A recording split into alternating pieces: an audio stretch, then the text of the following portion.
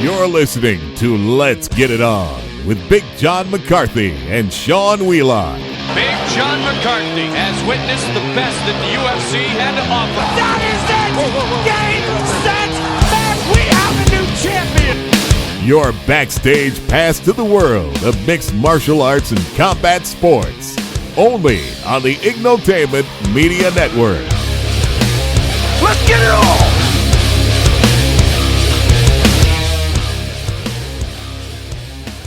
Hey everyone, welcome to Let's Get It On with Big John McCarthy and me, Sean Wheelock.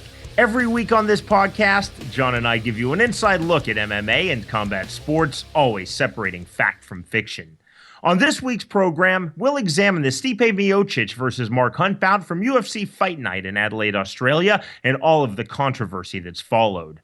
John and I will also look at Metamoris and discuss if this California-based grappling promotion can break through as a major force in combat sports. And we'll look at the present and future of Glory, following their most recent event, which John refereed last Friday night. Plus, as we do on every episode of Let's Get It On, John will answer your questions. Ask away via email, info@letsgetitonpodcast.com. That's info@letsgetitonpodcast.com. Remember that you can download and subscribe to our podcast on the iTunes Store. For Android, download the Stitcher app and subscribe. And you can go straight to our website, letsgetitonpodcast.com. Well, it's the fight that has created a controversy involving the judges, the cage-side physician, the cornermen, UFC executives, and most of all, referee John Sharp. Of course, we're talking about Stipe Miocic's fifth-round TKO win over Mark Hunt at UFC Fight Night in Adelaide, Australia, which, John, I think can charitably be described as one-sided. Yeah, that was about as one-sided a fight as you're going to get after the first round. It was, you look at it and it's easy to understand how some of these things happen because, the UFC is going all over the world and they've been to Australia, but they've never been to Adelaide. Adelaide is at the bottom of Australia. And I guess that's not saying it the right way, but it's at the lower end of Australia as far as, way down from Sydney. And, you look at Australia, Australia is a huge country. And so when I say it's way down from Sydney, it's like traveling the distance of at least Chicago to LA. Yeah, Australia is geographically, it's about the size of the U.S. It's a massive country. Exactly. And so, when you sit there and they've had fights in, Brisbane, they've had them in Sydney, I think Melbourne also, but they've never been to Adelaide. And so, you're bringing in new people as far as like the ringside physician.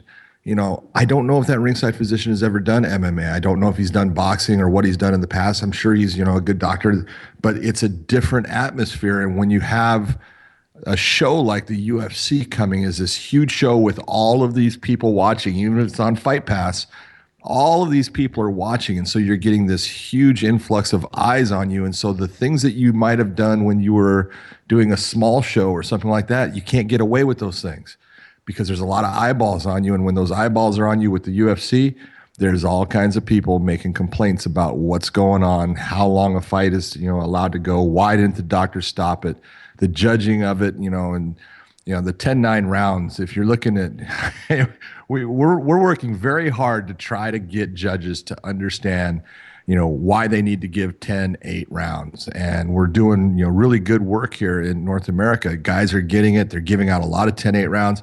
And I got to say, I was watching, I go, that's a 10-7 round. And we got judges giving it 10-9s. And so we've got to further the education of what's going on to make people understand what they need to be looking at and what they need to be giving to be fair to the fighters.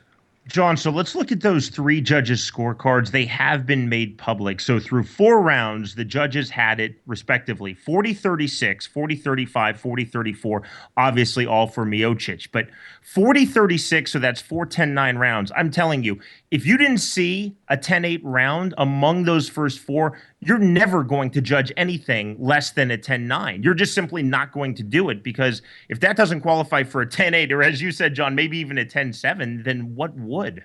Now, I'm telling you, look at the third round of that fight. You've got to understand when you're looking at a fight, we've got Mark Hunt who comes out. He's a tough dude, and we all know that about him. And we know that he can take big shots, and we know that he has power. But Mark is being degraded in that first round, to the point he's really tired at the end of the first round.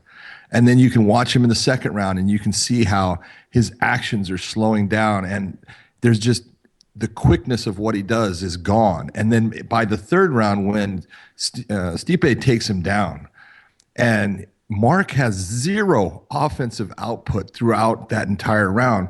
And it was even a round where the referee could have stopped the fight.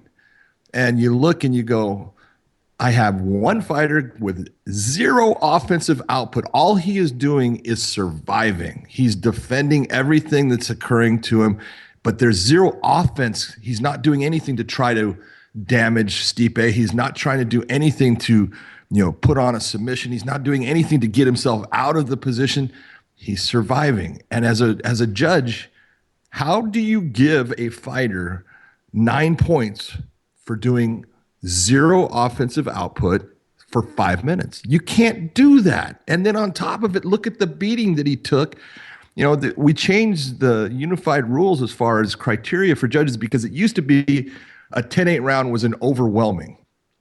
And then they changed it in 2012. It was a 10-8 round is when you have a large difference, large margin in the output and offensive actions of the fighters.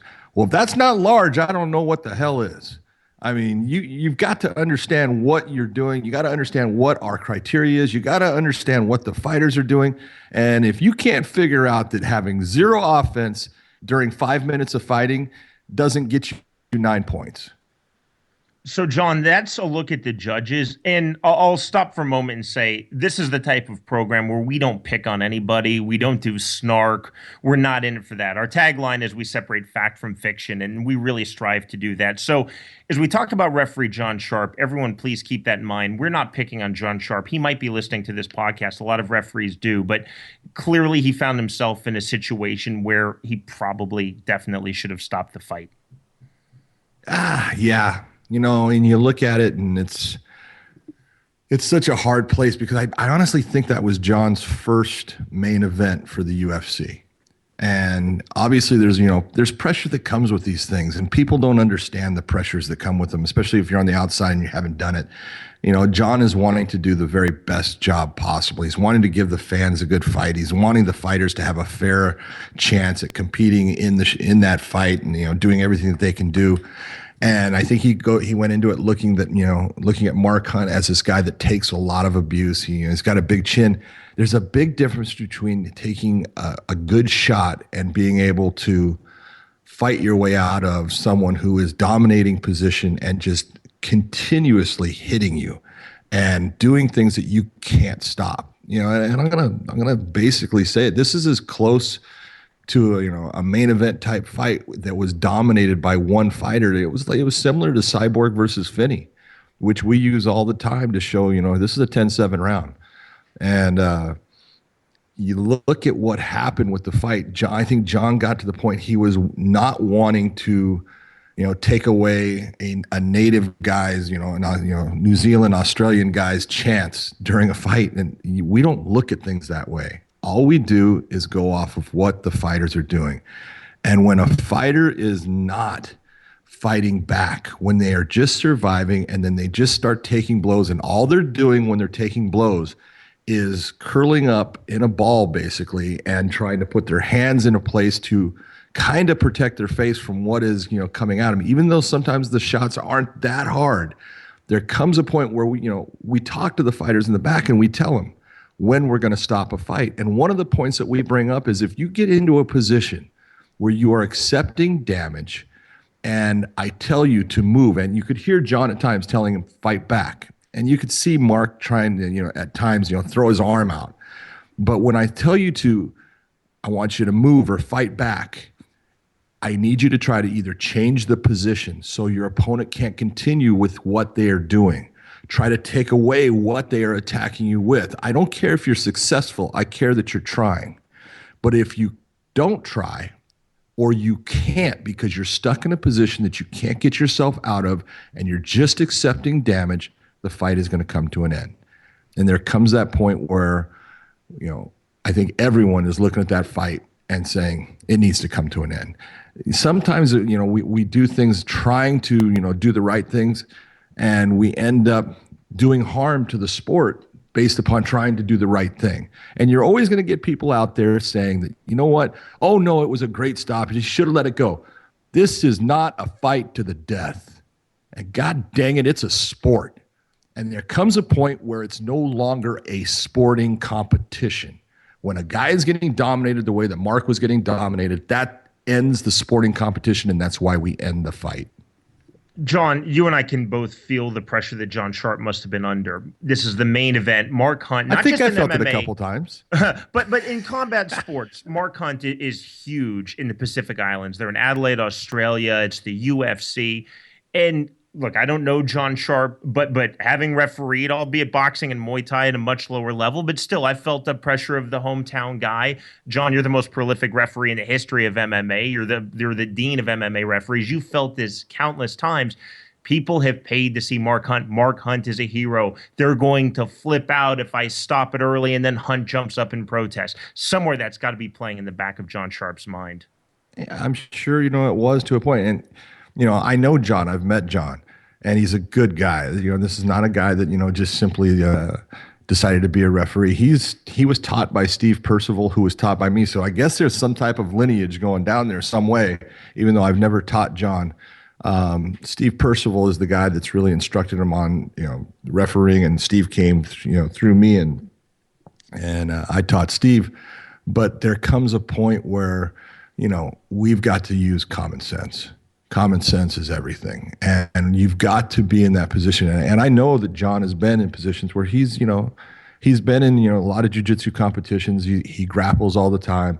He knows what it's like to have a guy on top of him. But there comes that point where we're not looking at the fight the way we need to be looking at it. And we need to be looking at it to understand that you're giving Mark Hunt a shot at trying to win a fight that he can't win. There comes that point where, I use this breakdown of, in my mind, I'll ask myself certain questions. And, does Mark have a chance of winning this fight on the scorecards? Well, there came a certain point, absolutely not. Not at all. Now, you don't know what the judges are giving, but based upon what you're looking at in the fight.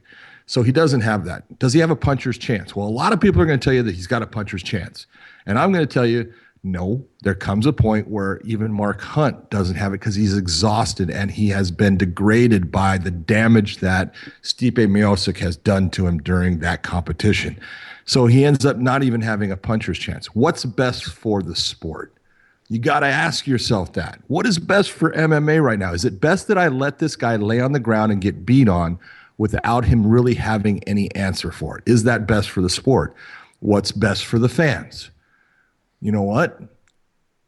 Is it best to have this fight go on? Because there's a lot of fans that got sick of watching what was occurring between Stipe and Mark. And then the last thing is, what's best for the fighter? And that's your main one. What is best for the fighter at this point? Now, obviously, when a fighter goes into a fight, they are going to get damaged. They get paid for that. That is their job. We cannot keep that from happening. But we do keep them from being abused with unnecessary harm. And there's no doubt, if you watch the fight, Mark took unnecessary damage. He took unnecessary harm. He was in a fight for probably, let's say 7 to 10 minutes that he should have been out of the fight. Taking abuse, taking more damage that can absolutely alter Mark's life for the rest of his life. And there are people out there that don't care about that. They want to see that fight to the end. They want to see that fight to the death. Great. How about if we put you in the ring and we'll have a fight to the death? We're not going to do that with our fighters.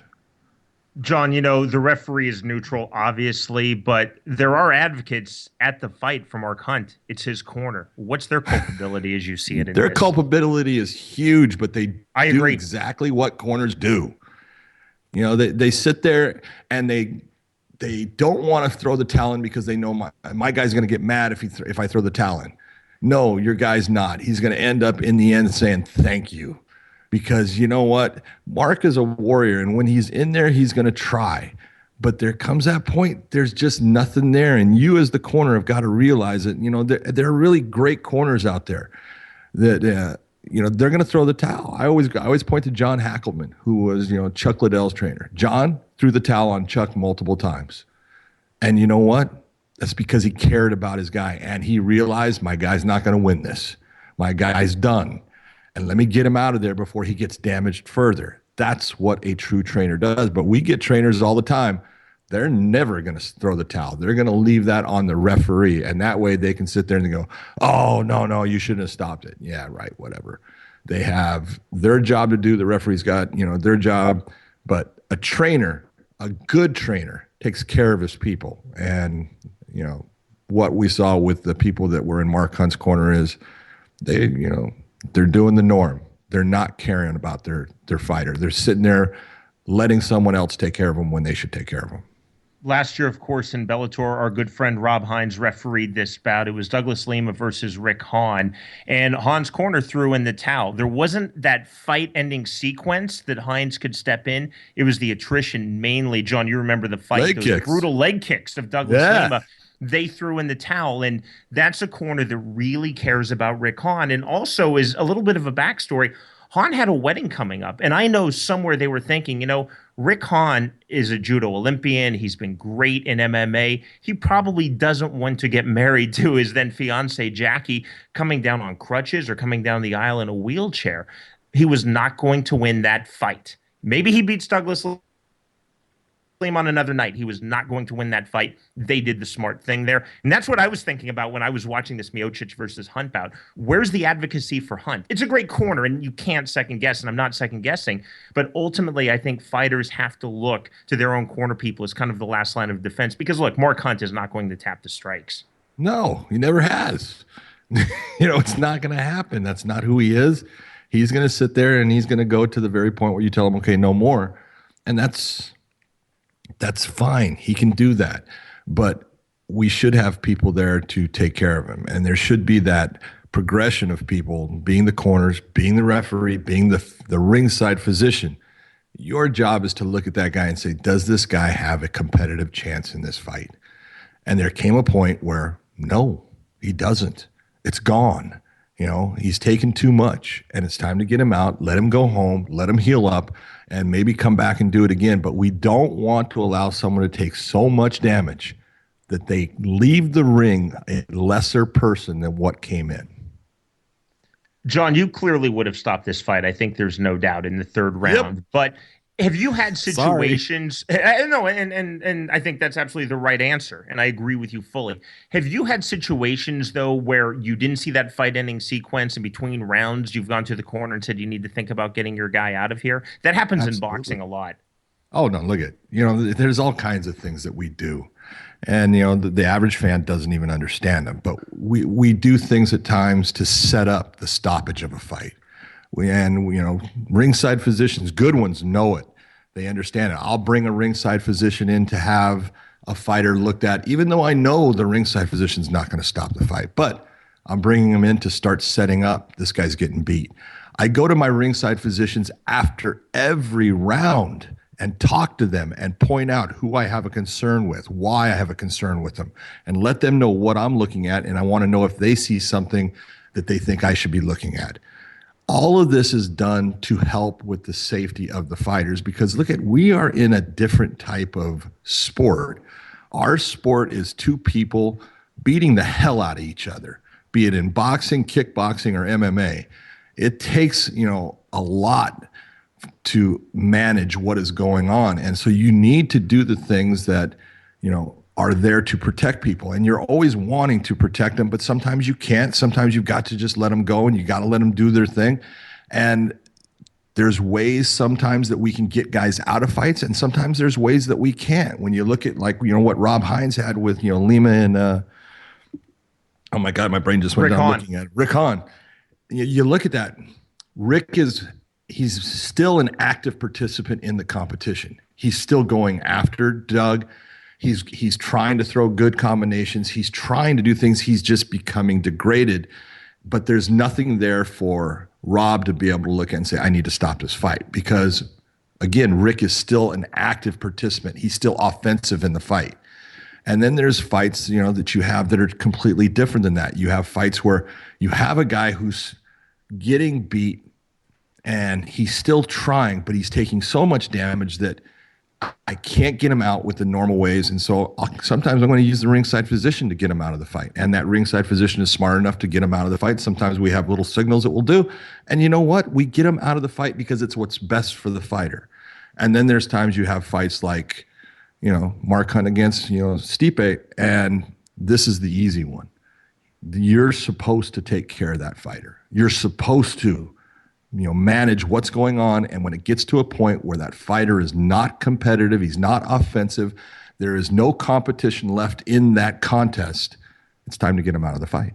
John, you did a brilliant job on a fight. As soon as I say this, you're going to smile. Affliction 2, you were the referee. I commentated it with Jimmy Smith and Tito Ortiz. You know what I'm going to say, right? Yeah. It was Paul Bointello versus Fedor Emelianenko's then prodigy Kirill Sedelnikov. Talk about that sequence. That was a massacre. I mean, it was just brutal. Bointello wanted to make it kickboxing and MMA gloves. He did.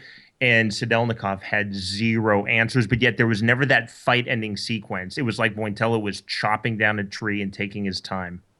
Yeah, and that's it's good that you pick it out, but it's one that I when I'm teaching, I'll sometimes show that fight, and I show it to show people, look at this is me getting this fighter out of the fight. I'm stopping the fight.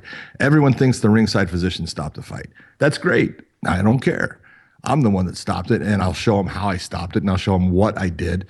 But, you look at that fight, and Sedelnikov came in, and, he's trying, and he's slowly and systematically just getting degraded, like I'm talking about, to the point in the third round, his mouthpiece comes out, and I look at him. He's got cuts under his eyes. He's got a cut over the eye. His mouth is bleeding inside, and that's my biggest concern. He's also got a broken nose. And so what's happening is he's aspirating blood.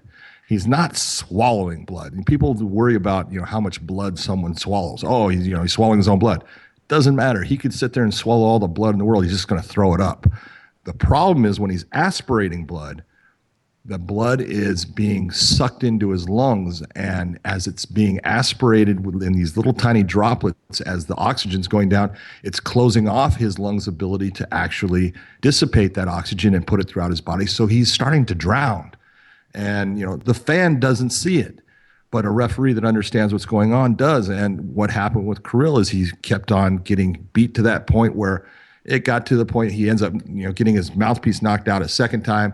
And I looked at him, and there was enough where I said, I brought him to the doctor before. In the beginning of between the second and the third round, the doctor had come in and looked at him. I brought him to the doctor, gave him a little thing. He looked at me, said, no, he can't go on. And I waved my hands, and everyone looks at it and says, the doctor stopped the fight. And that's great because they think the doctor's smart, and I love that. But I'm the one that stopped the fight, and that's my job to protect Kirill in that situation. That's what I did. Kirill Sedelnikov was an M1 fighter. I commentated for M1 for 2 years. Knowing those guys, they were going to stop the fight. They were not going to throw in the towel. The Russians? On baby Oh, my Fedor. God, no chance. He could have been decapitated, and Bointello could have been kicking his head around, and they still wouldn't have thrown in the towel. But you can look at that fight, though. At that point, Cyril was considered the up-and-coming new Russian stud behind Fedor. Baby that fight Fedor. changed him. That fight changed him. He was never the same after that fight. He never fought the same. And this is where, we can't predict the future, but we see things and sometimes it takes one fight to change someone forever. And that's why you're supposed to be there to try to take care of them.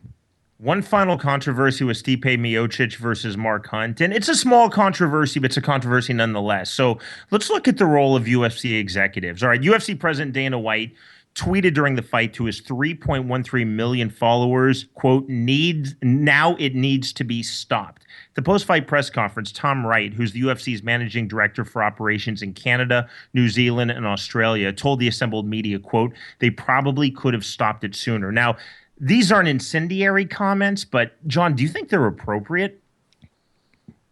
I think, if you're the president of a company or you're the person in charge of that region, like Tom Wright, you have the right to say what you believe, is the right action in a fight. The real thing here is, it's hard to explain to people, but the simplest way I can explain it is this. We have how many, people in this world drive? we got a lot of people driving cars. All right. And all those people that are driving cars say, hey, I got a license. I can drive. But can you drive as well as the next person? Can you drive as well as the person that's doing the race, the NASCAR race? And we're going to stick you in a NASCAR race and put you in the middle of all these guys that drive. All they do is drive too. Well, they drive at a different level than the average person. They drive at a way different level. And everybody does things at different levels. We have good teachers, we have bad teachers, we have great teachers. Everybody does things at different levels. And what the UFC is doing is when they're going all over the world, they're trying to bring people at times to help out, to be that, steadying, influence as far as officiating, things like that. And then after a while, they sit there and say, well, we've got these guys that are, in the country here, let's use them. And that's what they're doing. And sometimes those guys don't get enough repetitions to get that flow that we like to have as an official, because we're reffing all the time. And, when you're sitting on the bench for a long time and then all of a sudden here comes the big show and everyone's eyes are on you, it's not easy. It's, there's ring rust when it comes to fighters. There's ring rust when it comes to officials and everybody else. And so sometimes we just, that flow that you'll get into, Herb has it because he works all the time. I have it because I work all the time. It makes things much easier because I don't sit there and worry. I never worry about what, the fans think. That's, their business. They're going to look at a fight different than I do. I worry about the fighters. And we need to have people that are always working big shows that are there to sometimes officiate and sometimes help out the officials that are there in making things run smoothly. And I think, the UFC tries to do that. And sometimes, they start to have a confidence in someone and they're going to go with that person. But, to bring somebody over there, bring a Mark Goddard over there, bring a Leon Roberts if they're closer, bring whatever it is. Sometimes you need that person there so you don't have, some of the holes that can be in there. But Dana White has all the right in the world. Tom Wright has all the right in the world to question, what an official does, just like any fan has the right to question it. Doesn't mean they're right, but they have the right to question it, and sometimes they are right. Every week on this podcast, Big John and I answer your questions. Fire away. Ask whatever you'd like via email, info@letsgetitonpodcast.com. And of course, as I say every week, and I will keep saying every week, please include instructions on how to correctly pronounce your name. First up, Kevin, no last name given, so that makes it easy. In Michigan, or John, as my English wife Kelly would say, Michigan. Detroit, Michigan. Kevin has a comment rather than a question, which is completely cool. It's a really intriguing comment. Kevin writes, while I must admit boxing is my first love, I really do like MMA. As a boxing fan, I wish there was an organization with the UFC blueprint for boxers where the best fight the best, and all of these promoters can stuff it. Kevin continues, boxing has been in dire need of a commission forever, but the Al Haymans of the boxing world just keep exploiting guys and stuffing their own pockets. Okay. Oh, Kevin, my God, you contradicted yourself there, brother. I hate to tell you, man. Look at, you like the UFC's blueprint. That's great. I'm all for that. You're a boxing fan. That's awesome. You're putting Al Heyman in a position that you're making him Don King when he's anything but. Al Heyman is the guy that's trying to follow the UFC's blueprint. Al Heyman wants his own titles. Al Heyman wants to be able to have the fighters and everyone in this one group. When you're looking at Al Heyman, you're looking at a guy that all the boxers love because he's not making a lot of money. He's using money that he has made in other areas to support a boxing fix that, he has, that he's an addict. He loves boxing and he wants to make boxing big. So when you're looking at, what can be done with all the different, promoters and things like that, it is different, in boxing. There's promoters and there's sanctioning bodies, and you need to understand the difference. You got Top Rank as a promotion. You've got King as a promotion. You got Golden Boy as a promotion. You got Al Heyman with Premier Boxing Champions as a promotion. There's all these different promoters out there But the sanctioning bodies, the WBC, WBA, the IBF, the WBO, all of these different sanctioning bodies are the ones that have the belts, the control of the belts, that have the ability to sanction fights. So that's the real difference between MMA and boxing. MMA, the promoters own the titles. If it's the Bellator champion, it's the Bellator champion because Bellator owns that belt. If it's the UFC champion, the UFC, owns that belt. We have promotions having their own belts in MMA, where in boxing we have sanctioning bodies having the control of the belts, while the promoters use that sanctioning body to sanction their fight and their fighters. The ABC is what the Association for Boxing Commissions was put in place to try to help keep promoters from having their own type of title, having control over the fighters in being the management of them, the promoter of them, and a lot of other things. That's where the Muhammad Ali Act comes in. But there's the ABC is looking into Al Heyman right now for the violations of the Muhammad Ali Act, in that Al Heyman is, in their mind, starting to be a manager and a promoter, which he can't do. And that's the difference in MMA. We don't really have, the UFC doesn't manage people, but they have control of their likeness and their voice and different entities as far as what they can do with the fighter's persona. It's a huge question, and there's so much to it, but Al Heyman's not the bad guy here, guy. I hate to tell you, if you like what the UFC model is, you're going to like Al Heyman. I kind of went all over the place with that. I'm sorry. No, what do you think, Sean? What do you think on that? Answer that. No, Come on. No, you know what? I think you're bang on, John. And you alluded to it. The rumor in boxing is that Heyman is going to follow the MMA model, and he's going to start crowning his own champions. And it's subtle, but when you watch PBC, and I've watched all the shows, they don't announce what world championship belt that fighter represents. They'll just say the welterweight world champion. They're not saying IBF, IBO, WBA, WBC. So the rumor is there are going to be PBC champions in all of the weight classes, which is exactly the model that Art Davie and Rorion Gracie started with the UFC in 1993. Yeah. I think it was a great answer, John. It's amazing, the way people look at things from the outside, though.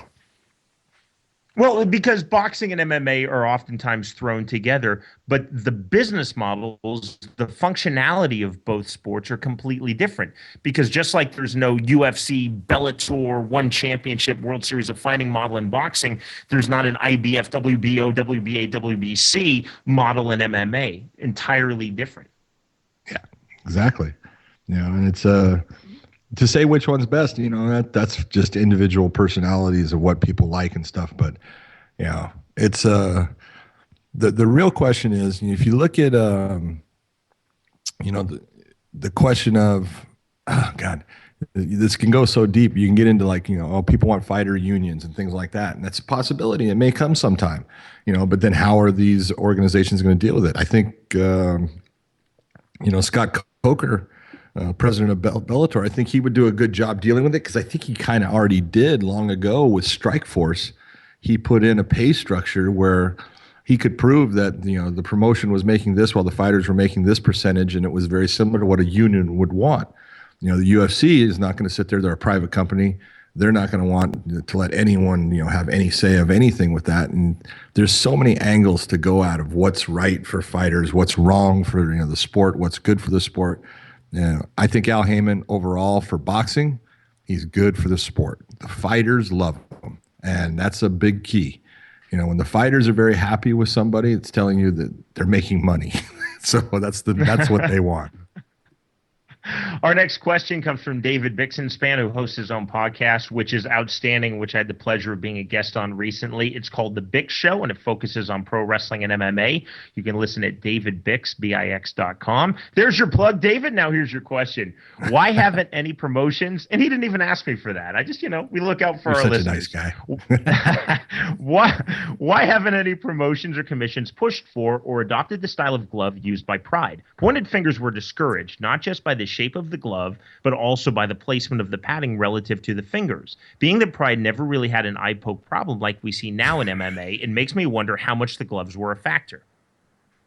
Oh, I think he needs to go back and watch a couple Pride fights. Look at the true problem is that the glove is, we need to make gloves that absolutely work towards keeping a fighter from extending their fingers out towards their opponent. And Everlast has done that. Bellator has those. In fact, some of the fighters complain that it's hard for them to open their hand, and they complain about that.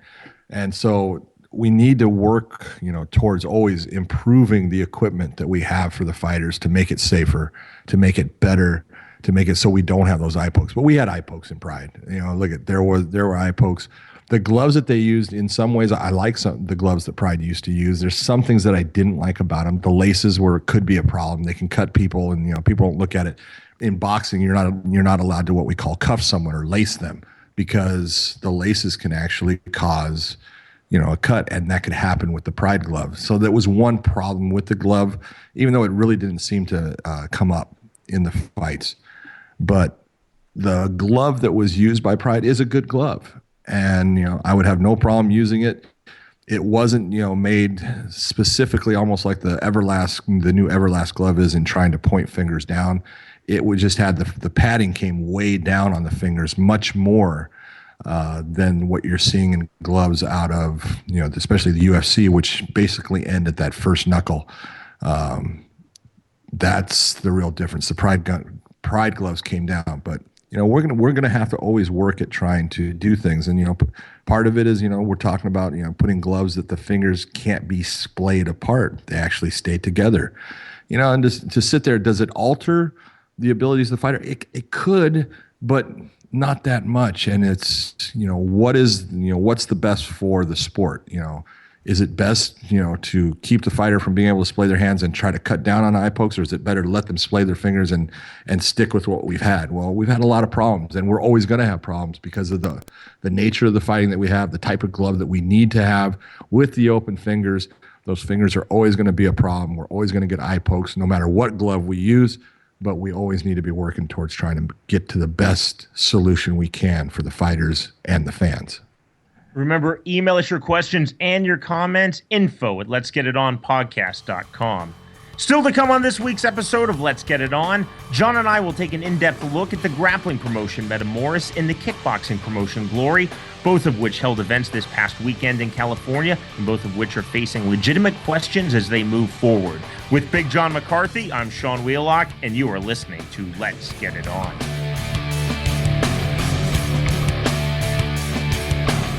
It's the book that Wrestling Observer calls a must-read for any MMA fan. Jonathan Snowden of Bleacher Report describes as riveting and amazing, and TheFightNerd.com says nothing is held back. Pick this book up right away.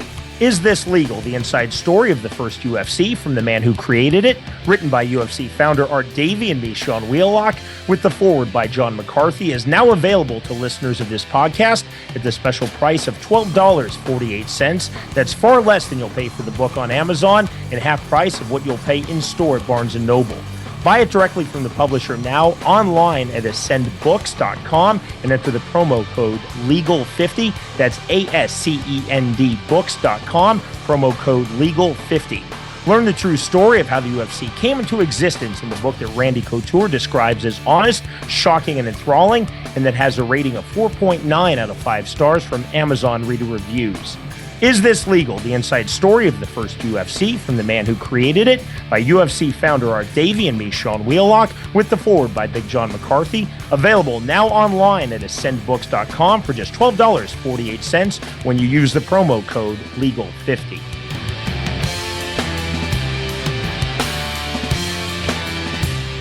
For all of our listeners looking for great new designs in MMA apparel, look to the new clothing styles of Lambs to Lions. That's right, Lambs to Lions has got new styles with old and new put together. Boxing, MMA, everything. Go to lambstolionsbrand.com and check out their line of clothing.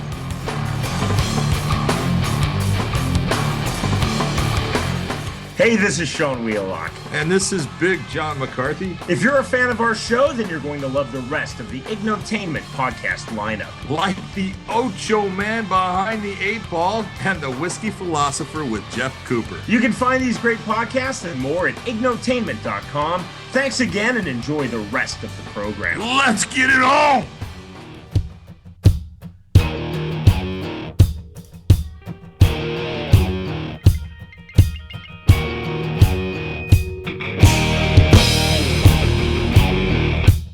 Now, back to Let's Get It On with your hosts, Big John McCarthy and Sean Wheelock.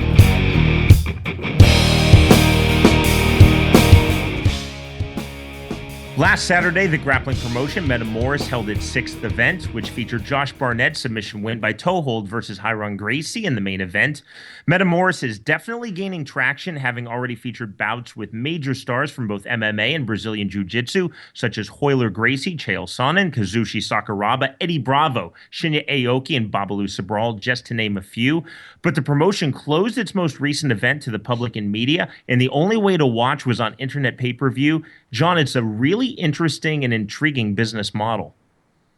It is, and you got to ask. There's got to be something going on. There's if you were here in Southern California, because this is where Metamoris has been the whole time. Halleck Gracie is, the president of Metamoris. It's his baby, and he's been doing them at a location that seats probably about 2,000 people, and he's been filling it up. He's been selling it out, and it's hard to get a ticket to it. It's hard to get into the thing. And so the fact that he, had this one and decided to keep it small, as far as I think they did it at Black House and, only on pay-per-view, no basic, tickets for sale or anything like that. There's got to be, people asking questions about why did he change up and why did he do it that way? I don't know. I wish I did. Halleck Gracie is the son of Royler Gracie, and as we put in the book that I co-wrote with Art Davie, Is This Legal?, about the founding of the UFC, Art Davie, in becoming a student, gaining his blue belt under Royler Gracie, used a lot of the model of Vale Tudo and the Gracie Challenge. And, with the closed door aspects, it almost felt like a little bit of a gimmick to me, like maybe they were trying to create what was the Gracie Challenge, which wasn't a fight to the death. You know this, John. You saw a million Gracie challenges in California. It was my style versus your style. It's basically, in soccer, it's called a closed door friendly. You're not selling tickets. It's not out to the public. You pile in. You saw a million of them, right? You pile in, and one of the Gracies is going to pummel some poor guy from Taekwondo. Oh, it wasn't always one of the Gracies. It was one of the students. Or, one of the students. It was if they were concerned with the person, it ended up being one of the Gracies. But most of the time, it was one of the students. And the tickets weren't sold. And again, we talk about this in the book, but Art Davie, as a student, saw enough of these and thought we need to take this one step beyond. And those were some of the early seeds sown of creating the UFC. So I wonder if Metamoris saying we're not selling tickets, there are no media passes, you have to be invited, this isn't open to the public, if they're trying to create some sort of mystique, or if this is just a strict business decision saying it's a lot easier if we don't have to sell tickets and pay a Ticketmaster charge and involve the fire marshal and get insurance and an alcohol vendor. I'm not sure which direction Halleck Gracie wants to go with this. He is onto something, though, because the athletes are spectacular. Oh, the people that he's putting into for the competition, it's always been great. And that's the one thing that if you're looking at it, you've got to have people that are high end, have a name recognition, or put on a performance that everyone wants to talk about. And it's tough when it comes to, the sport of just grappling. It's different than MMA. And, I hate to say it, but, it's most people tune into boxing, MMA, kickboxing, doesn't matter what. They tune in because there's the possibility of the knockout. I really believe that most people want to see a knockout more than they want to see a submission. Absolutely. It's just, that's people. And, what the only thing that can happen in Metamoris is that submission. And so the casual fan, I don't think, is ever going to grab on to Metamoris. The hardcore jiu-jitsu guys, catch wrestlers, the people that are grapplers out there, they're all going to be interested in Metamoris because they want to see two of the best going against each other. They want to see what's going to happen, and they're going to have that interest. But Metamoris, at least in my opinion, is never going to catch on with the casual viewer. It's not going to catch on with You got a guy that does jujitsu and his girlfriend sitting there. She's going to look at it and she's going to be bored because she doesn't understand it. And if you don't understand what's going on, you don't understand the pressures and the articulation of certain, moves and the way to, you string things together. It's tough for someone just to sit there not understanding it. It's the same as, I don't understand, lacrosse. I think it's a great game, but I don't truly understand it. I've watched it, but sometimes I'm going, well, why is that way? And that's going to be the same thing with people watching Metamoris in the grappling. Well, why isn't he hitting him? Well, he can't hit him. He's grappling, and so it's a great league and it's got great competitors in it. And I want to see it, continue on. It just, I don't know that if, pulling it just to pay-per-view, I hope it worked for him. I don't know if it did.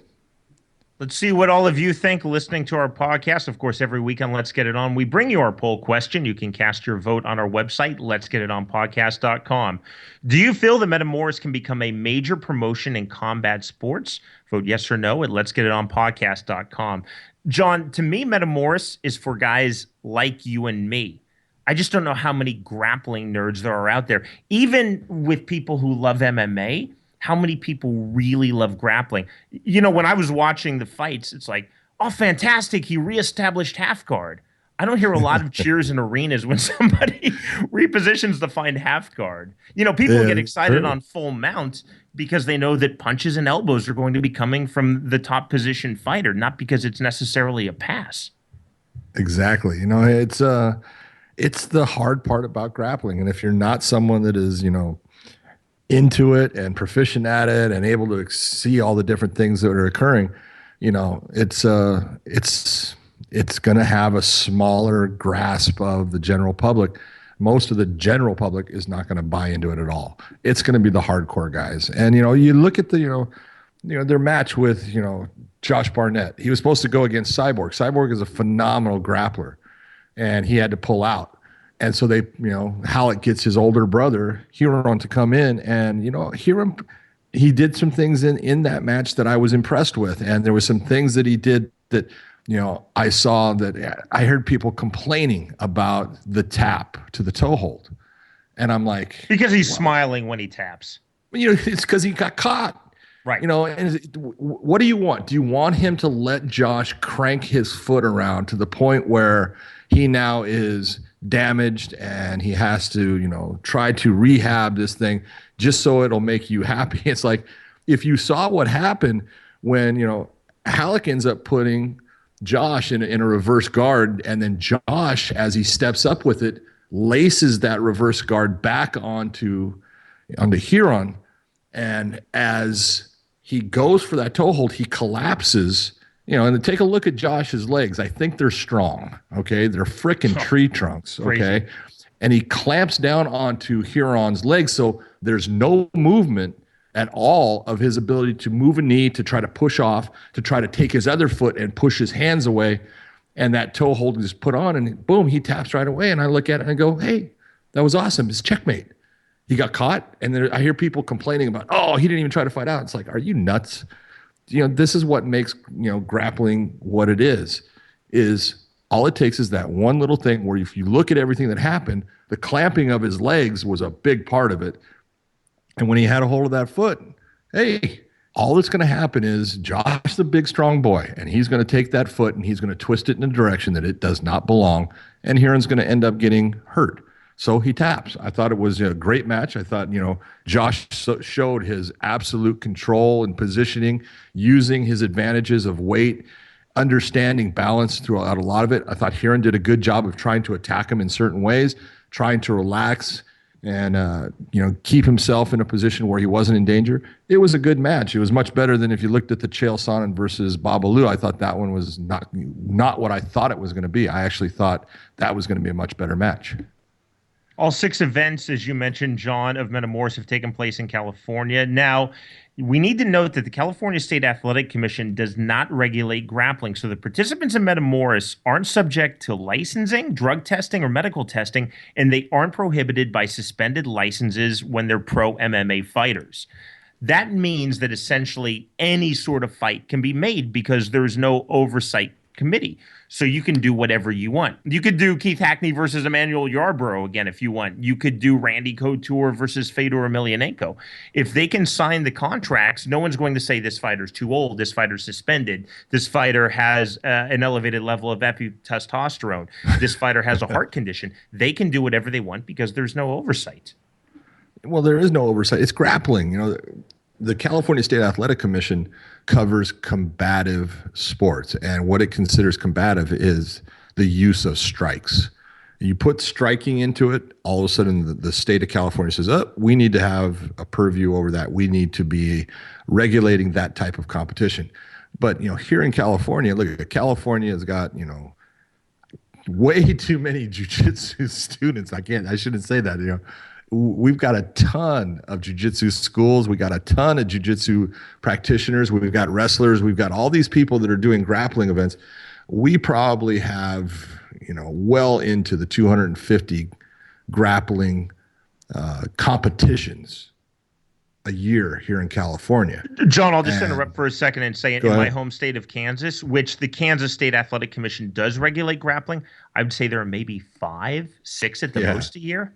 Yeah, and so it would be impossible, based upon how far they are apart, where they're at, the amount of people that are involved in them, because most of those grappling competitions are not like Metamoris. Metamoris is going to sit here and have, 12 athletes. We'll say there's 6 fights or 14 athletes, 7 fights or matches. It's not a fight. But we have that for a Metamoris. But if you go to a jiu-jitsu tournament or you go to an no-gi grappling tournament or any of these things that are out there, you're talking about, 100, 200, 300, 600 competitors. And, to sit there and say, well, we're going to do medicals on them. Well, first off, they can't afford the medicals. And you're just getting into a place that, you can't control what, how many people are actually competing. And since there is really no injuries coming out of grappling tournaments other than we do get hyperextensions, sometimes we'll get guys, being put out. We'll get guys that sometimes actually break something, involved in the competition. But the California State Athletic Commission doesn't regulate anything to do with grappling. That they put that in the field of like high school wrestling or college wrestling. And that is done by people that are outside of the California State Athletic Commission. From grappling to kickboxing now, and from Metamoris to Glory. Last Friday night, John, you refereed Glory 21. It drew a U.S. television audience of 488,000 viewers on Spike. Now, for comparison, Saturday's PBC Boxing on CBS television drew 1.2 million viewers in the U.S. The most recent UFC broadcast on Fox Sports 1 in the United States, which was the UFC 186 prelims, April 25th, drew 710,000 viewers. So, while Glory is lagging, almost 500,000 viewers on Spike is outstanding. And yet, John, I thought it was a great show. I'm a big fan of Glory. I love kickboxing. But you're continually hearing the rumors. Glory's done. They're about finished. I don't know. Did you have a sense actually working the show of the financial state of Glory, of the health of Glory?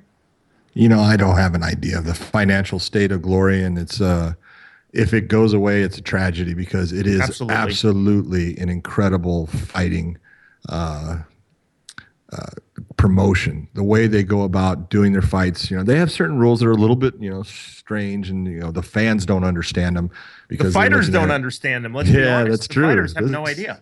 Well, they have an idea because they're put through an actual rules, meeting with Corey Schaefer.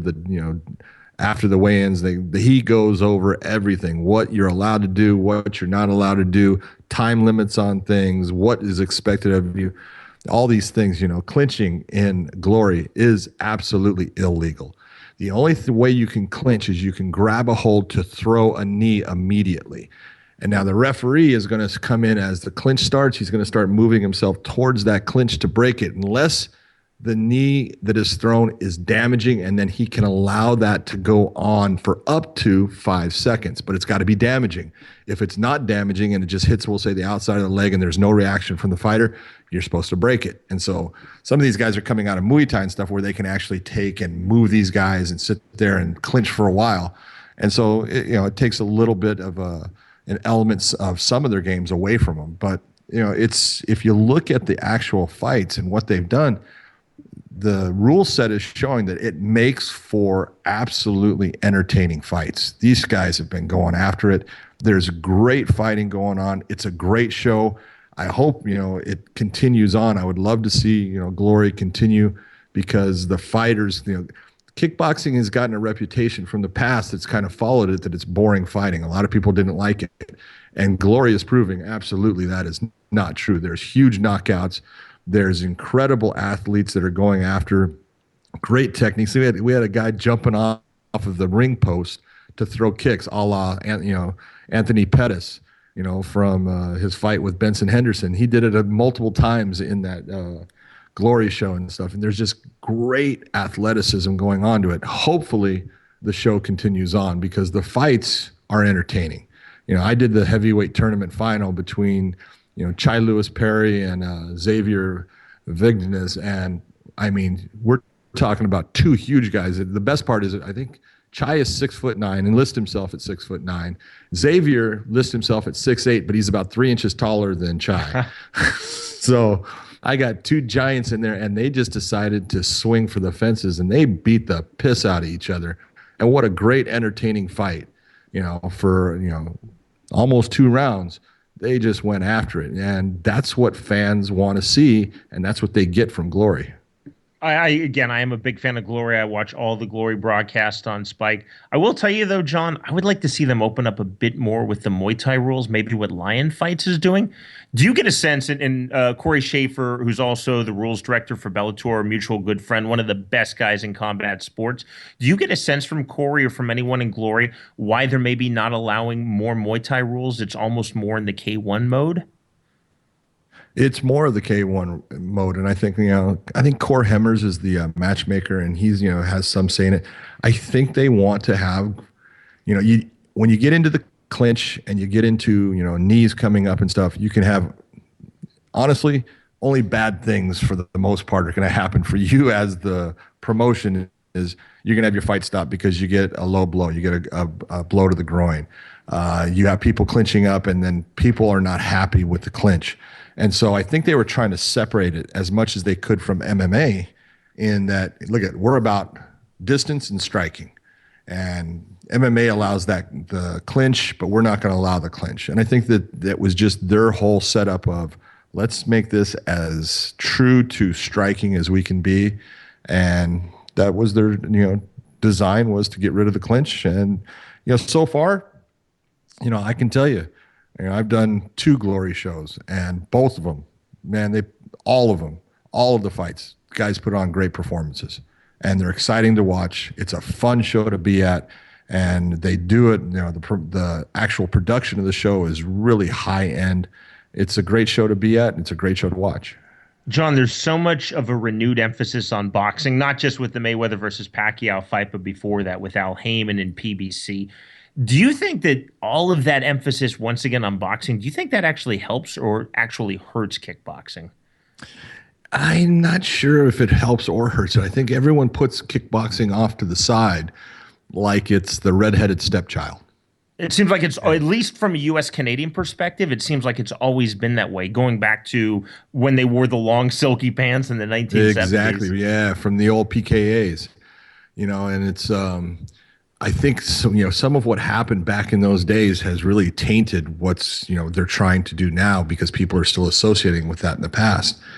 But I mean, God dang it! I mean, there's so many good fights going on. It's boxing shot itself in the foot with Mayweather and Pacquiao, at least that fight. But then they come back and you look at Canelo versus Kirkland. There was a fight, 3 rounds. I mean, those guys went after it. And that's what people, you get all the reporters and you get all the, this is a boxing expert, and they talk about the sweet science. Floyd Mayweather is the sweet science of boxing. He's the guy that can hit, although not hard, without being hit. And most people go to sleep watching it. Boxing is about damage. Boxing is about me taking my right hand or my left hand and hitting you with something that is electrifying and takes and starts to just shut your system down. And if you go and you watch what Canelo Alvarez did with James Kirkland in that fight. These guys set their feet and just banged huge hooks, huge uppercuts. It was an incredible 3 rounds of fighting. You look and you say, well, boxing's back because of that great fight. That's what people are looking for. But I think that's what people get with Glory in kickboxing. They get those huge knockouts. They get the huge kicks that put a guy down. They get the huge elements that they're looking for as far as the knockouts and the grandeur of the explosiveness between two fighters. They're getting it out of Glory. They just have to tune in and watch it to appreciate it and then say, I need to watch that again. John, I definitely get the sense that a lot of MMA fans will be open to watching Glory or lion fights or kickboxing or Muay Thai. I don't think there's the crossover with people who first identify themselves as boxing fans, especially boxing MMA, but maybe to a lesser extent or maybe the same extent, boxing to kickboxing. You said it earlier, kickboxing probably going back to the 1970s, at least in the US and Canada. It's definitely different in Western Europe, but has been seen as maybe less than boxing. And it's not less than anything. It's just a different combat sport. I think, what it's kind of like, boxing fans, and I've been a boxing fan since I was a small kid because my dad loved boxing. But when MMA came in and now you've got Glory with kickboxing, they look at, they're almost, that's that stuff where they grab people. It's almost like I'm from Harvard. I am highly educated. I don't care if you go to Princeton. Princeton is not Harvard. It's almost, that's what you get out of them. And say they have that snooty attitude as far as that's not fighting. Well, no, you're wrong. Okay. Yours is the most limited of all of them. Okay. Let's just break it down, what it is. And this is from, Marcus of Queensberry rules. Great. But we've limited what boxers can do to 2 hands and 2 targets. And they do a great job with what they're doing. But the more that we open fights up, the more we're getting the newer breed of combative sports fan to watch. And, MMA, no matter what anyone wants to say, there was a time where I would have said, what, I'm not sure if it's going to make it. Well, there ain't no doubt it's going to make it. And there's no doubt it is encroaching upon the boxing world. And although boxing still does bigger numbers when it comes to the biggest fights, you can look at Pacquiao and Mayweather, that doing the biggest numbers is not what's important. Doing the best shows, having the best fights is what's important. The numbers are great for the people involved with that one show. They're great for the promoter. They're great for the fighters. But they do nothing for the other fighters that are out there, for the other promoters that are out there when that show turns into a snoozer. Only when you put on great fights do you help other promoters, other boxers, other fighters. That's what you're looking for. And overall, boxing is not giving the newer fan base what they're looking for as far as action. And MMA is, and I think Glory is trying to catch into that. You've got to put on competitive fights that are entertaining. It really was that boxing got into that 20-0 record. Oh, he's 20-0. They would build someone up and give them tomato cans. A lot of fights that a lot of boxing matches that I referee in California. You look and you go, oh, I know who's going to win this. Well, that's They're all problem. squashes. It's all over. It's record obsession. Absolutely. Exactly. We don't have that. We don't have that in MMA. Your record doesn't really say a whole lot. It's who have you fought. That's what says something, because, MMA takes, it takes a 1-0 guy. I'll put it like this. Brock Lesnar was 1-0 coming into the UFC, and they gave him an easy fight in Frank Mir, a guy that was the ex-champion. They don't take it easy on anyone, but it's a matter of, and this, was the best part about Pride and what the Japanese crowd was like, as long as you fight hard, I don't care if you win or lose. You're great. You're coming back. That's what everyone was into. Just show me that you're gonna fight hard. Put on a good performance. And I think the UFC has basically tried to continue a lot of that. The records, a little bit is in there, but they're really into, hey, fight hard and you're gonna stay with us. Bellator, fight hard and you're gonna stay with us. Put on a stinker. Don't fight hard. And you know what? I don't care if you got a great record. I'm gonna get rid of you. And that's what needs to be done. John, final point on this. When you were refereeing Glory 21 last Friday in San Diego, did you sense with the crowd, did it feel more like an MMA crowd or more like a boxing crowd? Obviously, I wasn't there. I was Much home more watching MMA. Kansas City. That's what I would have thought. It felt like probably younger, a little louder, a little more boisterous, probably more energy too. Yeah, and for the most part, it was a fairly young crowd. You're looking at 40 years and younger, much more MMA oriented. A lot of MMA T-shirts and people associated with MMA. You had some MMA crossover in some of the fighters that were in there. I did a fight in there, Mike Lemura against Casey Green. Casey is a guy that I've done his last couple MMA fights, and he's a good stand-up fighter. And he came in, and man, he on a 3-day notice, he took that fight, and he put on one unbelievable performance against Mike. Mike ended up winning the decision, but I'll tell you what, Casey came in there and Glory wants to have him back because he came in there and fought, man. He fought his ass off, and that's what people are looking for.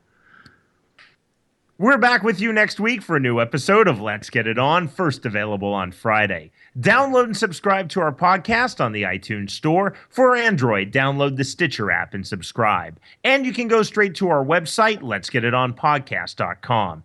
You can also find us on social media, facebook.com/Let's Get It On Podcast, and on Twitter @PodcastMMA for this show, and for us personally, @JohnMcCarthyMMA and @SeanWheelock.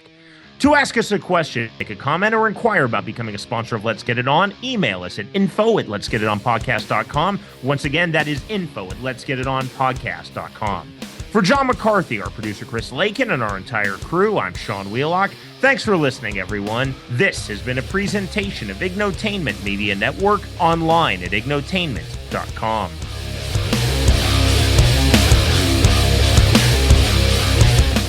Let's Get It On with Big John McCarthy and Sean Wheelock, only on the Ignotainment Media Network. Don't forget to leave a rating and review in the comments section of the iTunes Podcast Store. If you have questions, comments, or are interested in sponsoring the show, contact us at info@letsgetitonpodcast.com or check out our additional lineup of podcasts, including Ocho Man, Behind the Eight Ball, The Whiskey Philosopher, and Youth Baseball Talk at ignotainment.com.